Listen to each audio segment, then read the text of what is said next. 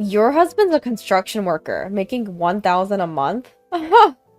At my child's kindergarten sports day, I was insulted about my husband. Moreover, she even found fault with the first place prize my son had won. I retorted in anger. My husband and son are nothing like the low-life person you are. What? How dare you talk back, being a dropout? As she and I glared at each other, my husband appeared in his expensive suit and said, 1K is the hourly wage, actually. Suddenly, she was astonished at the identity of my husband, and she ended up completely embarrassed. My name is Lila. While being a mother of one and a homemaker, I'm also active online as an essay-style cartoonist. Balancing parenting and work is tough, but it makes my daily life fulfilling, all thanks to my adorable child and loving husband. I couldn't have imagined having such a happy family in the past. Because I was a school refuser during high school, I only attended for the first year or so. Thinking back, I've always had trouble talking to people, so I couldn't fit in with my classmates, and I became an outcast. I started getting teased by my classmates. Before I knew it, I was receiving terrible harassment from the girls' group. They splashed water on me in the restroom, and they spread strange rumors about me. I began to hate going to school, and I spent my teenage years at home. I think I had given up on life back then, but my parents never abandoned me. Thanks to the support of my kind father and mother, I managed to get back on my feet. I may have dropped out of high school, but life isn't all about educational background. I believed in that lesson, and continued to work hard to find a profession. I studied illustration, and started building my work experience through crowdsourcing. After working hard, I managed to grow enough to make a living in this industry. And I also married a good person who acknowledged me. My husband Guire is a roofer who works for a construction company. He leads a busy life filled with sweat and effort every day. On the other hand, our son Martin is 3 years old, a bright and lively little rascal. Though my husband and I were always busy working together, we raised our child with love. Perhaps because of that, our son is growing up to be a good kid without any problems. Recently, we successfully enrolled him in kindergarten. I was a bit worried, but it seems he's having fun at kindergarten. He even made friends right away. Mom, I'm leaving! Take care on your way! Bye! Today, I'm again seeing off the kindergarten bus with my son on it. When I returned home, I noticed something. Looking at it, the lunchbox was left on top of the shoebox. And it turns out it's my husband's lunchbox. It seems he forgot to take it to work. So I decided to take the lunch to the nearby construction site where my husband would be. When I arrived at the construction site, my husband was working hard, dripping with sweat. Don't neglect safety checks! Make sure to stay hydrated! My husband encouraged his workmates. Then he noticed me and came running over. Here, you forgot this? You brought it all this way? Thank you, Lila! Be careful, you know I'm busy too. Sorry, just slipped my mind. With that, Guire laughed like a child. Just then, a worker's voice called for my husband from the construction site. I'm going then! Lila, watch out for cars! No sooner had he spoken than my husband briskly returned to the construction site. I couldn't help but smile at his spirited demeanor. That's when it happened one day. I was on my way to the kindergarten where my son attends. Today, a parents' meeting was scheduled there. Upon arriving, I headed for the classroom. That was my destination. Suddenly, a voice called out to me from behind. Oh, could it be? Lila? I turned around, and there stood a woman dressed in expensive clothing. Oh, you are...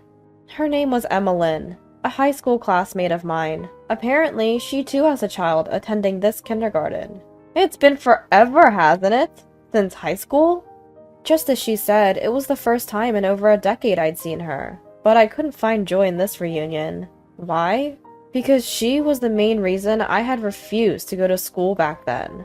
You still look as gloomy as ever. Well, our kids are in the same class, so let's get along.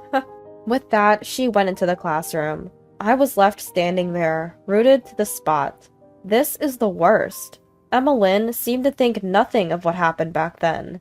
In fact, there wasn't a hint of an apology in her words. Was it a conditioned response? I tensed up just from seeing her. Fear, anxiety, and anger swirled inside me, but I shook my head and came to my senses.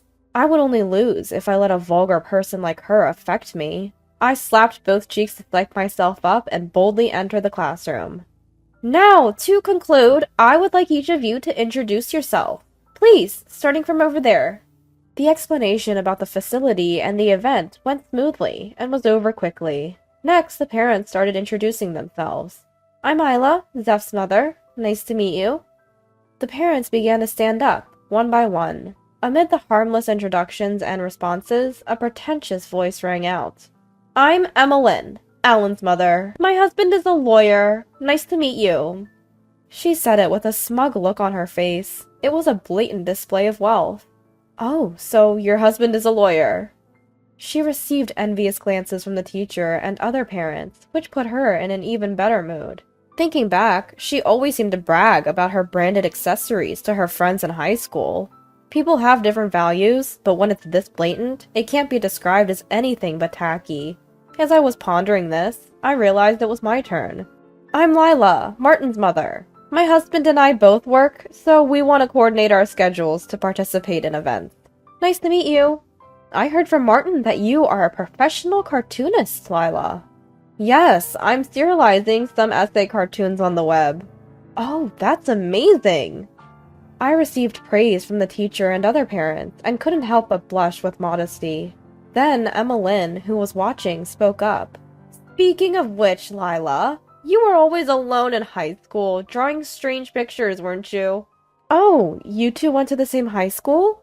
Yes, we did, but I don't know her very well because she quickly refused to go to school.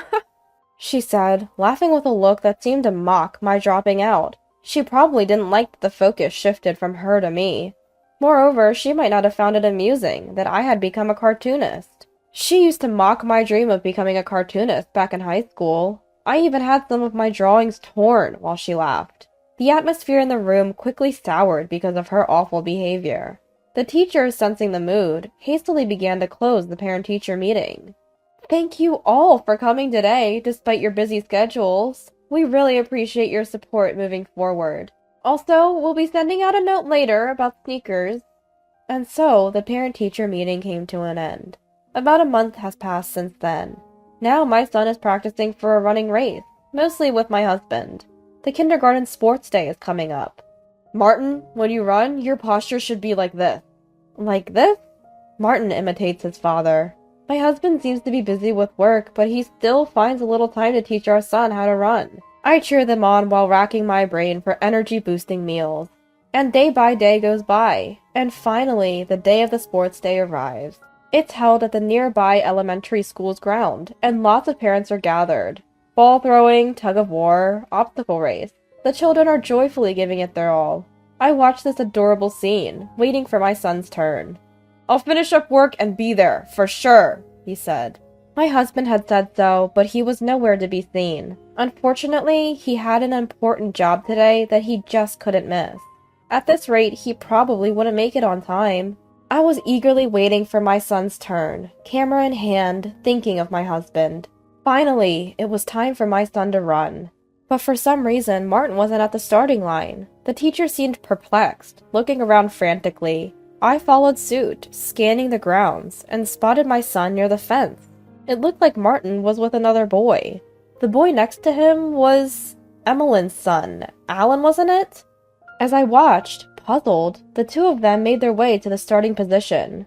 The teacher fired the starter gun, and the running race finally began. The children ran off with all their might. Go, Martin! I cheered for my son as he ran his hardest.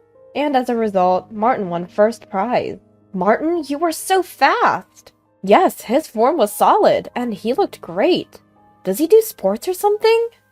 After the running race ended, a friend's mom nearby praised my son's running. I felt as happy as if it were about me. No, nothing special. He's been practicing running with his dad, that's all. Oh, with his father. What a wonderful husband you have. I'm envious. My husband might not even know that today's the sports day. Mine's no good at this sort of thing either. I envy men who can do sports. Oh, it's not like that. He works in a construction company, so he's just confident about his physical strength. I felt my cheeks relax even more as they praised my husband. Speaking of which, Mr. Guire is working at a construction site nearby, isn't he? Yes, yes, whenever I pass by there, he always greets me cheerfully and says, "Watch your step." His smile is wonderful at that moment. It seemed that my husband had become a bit of a celebrity among the moms. It might be flattery, but I was still proud. Then Emmeline arrived. "You seem to be in a good mood." She looked noticeably unhappy. She probably didn't like that my family was being praised. Also, she seemed irritated that Alan had lost to Martin. She started to nitpick about my son's first prize. But was that first prize really earned by merit? "What do you mean?" I asked sharply, and she replied with contempt. "Your child probably threatened mine into losing." "On what grounds can you say that? He was with my child before the race started, wasn't he?" She seems to think that my son threatened Alan during that time. Sure, I was suspicious about the fact that the two boys had come out together late, but there's no way my son would do something so dishonest. I respond with indignation. "Martin would never do something like that." "Oh, really? I heard a rumor that your husband's a roofer, making $1,000 a month. Ha! Roofing is a job for dumb and rough people, isn't it? He'd have no problem threatening someone. Maybe he even gave your son some pointers. Like father, like son, right?" Her prejudice and insulting words made it impossible for me to contain my anger. I could let her talk about me that way, but I couldn't stand her belittling my family. I protested to protect the honor of my child and husband. "My husband and son are nothing like you. A vile person like yourself." "Ah, how dare you talk like that when you're a dropout?" The surrounding parents start to murmur as the heated exchange and glaring continue. In the midst of this, my shoulder is tapped from behind. I turn to see my husband, dressed in a suit, standing there. He says, catching his breath, "Did Martin's running race end already?" "The running race ended a little while ago." "Oh, that's too bad. I hurried, but didn't make it in time." As he speaks, he scratches his head thoughtfully. On the other hand, Emmeline appears to be confused at the sight of Guire in a high-end suit. "Why? What happened to those filthy work clothes? Aren't you just a lowly roofer making $1,000 a month?" Hearing her words, my husband said with a shy smile, The $1,000 is about the hourly wage." Yes, Guire is indeed a roofer, but he's also the owner of his own construction company since he started it independently. His company has become a great success as a top supplier, renowned for the speed and accuracy of their work. Furthermore, they were on a rapid growth trajectory, expanding into interior design, overseas development, and more. Recently, they were even featured on television and in magazines for their efforts in digitizing the construction process. His nickname in the media is the $1K Dollar Man. The rumor of a monthly income of $1K must have been a misunderstanding passed on by various people. But working so desperately at the construction site? Emmeline's voice trembled, stunned by the shocking truth. Then my husband spoke again, with a shy smile. It's about never forget where you come from. Certainly, he is not in a position that typically involves laboring on site. However, out of respect for fieldwork, Guire still sometimes works on site himself. He also strongly emphasizes safety checks to his workers. This might be because of his respected carpenter father's accidental death due to a safety management mistake. After that tragedy, he switched from carpentry to roofing. Roofing is indeed the highlight of the site, an essential role that is responsible for the lives of the workers. Ensuring that the workers can work safely, setting up proper scaffolding, and assembling the steel frame. Construction is said to begin with a roofer and end with a roofer. My son and I were proud of such a roofer husband. On the other hand, Emmeline, knowing that her husband was faultless, turned her attack on me. "That's so sneaky! You never said he was that amazing!" I don't stoop to vulgar tactics like flaunting my husband's profession, unlike someone else. Hearing me say that, Emmeline's face twisted in frustration. Then Martin came running to us. "I won first prize! Thanks to Dad!" "Wow, that's the result of intense training! You did a great job! I'm proud of you!" Guire rejoiced as if it was his own victory, and patted Martin's head. With an even bigger smile, our son continued. I also tied my friend's loose shoelace before the race. It would be dangerous if they tripped. Those words must have struck Emmeline with a great shock. Now, scornful glances from the parents around her were piercing through Emmeline. She realized that her argument was entirely wrong, and her face twisted in discomfort. It seems the misunderstanding is cleared, so we'll be on our way now. Saying that, I turned my back on her. But then I remembered something and spoke to her. You were told in the parent-teacher meeting that Velcro shoes were the rule, weren't you? Didn't you hear? At that moment, Emmeline's face turned beet red with embarrassment. Since then, Emmeline has never attended any kindergarten gathering. Her disgraceful behavior at the sports day seems to have affected her deeply. Now in her place, her husband Johnny attends the kindergarten gatherings. He's a sincere man, and after learning about the situation, he came to us to apologize right away. My wife Emmeline was extremely rude, he said, and apparently he and Emmeline are discussing divorce.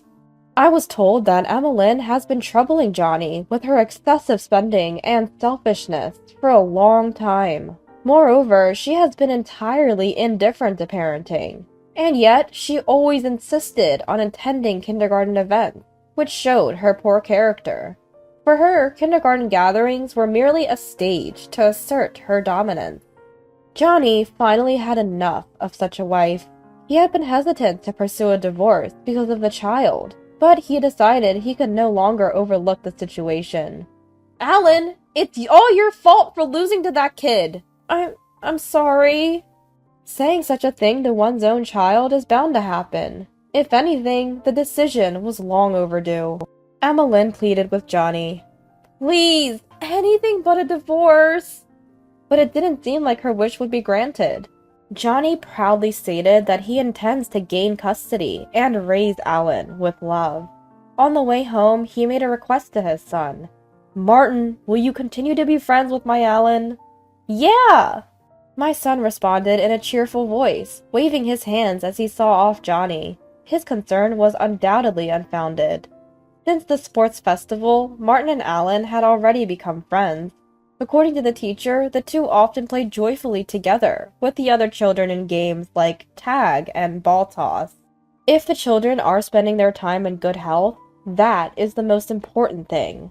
And then, on a certain holiday, we were planning to head to town to buy some snacks for the parent-child outing next month. I'm going to exchange snacks with Alan. Martin, Dad's definitely going on the outing, so get ready! The two of them excitedly left the house, checking left and right to see if any cars were coming. Right clear! Left clear!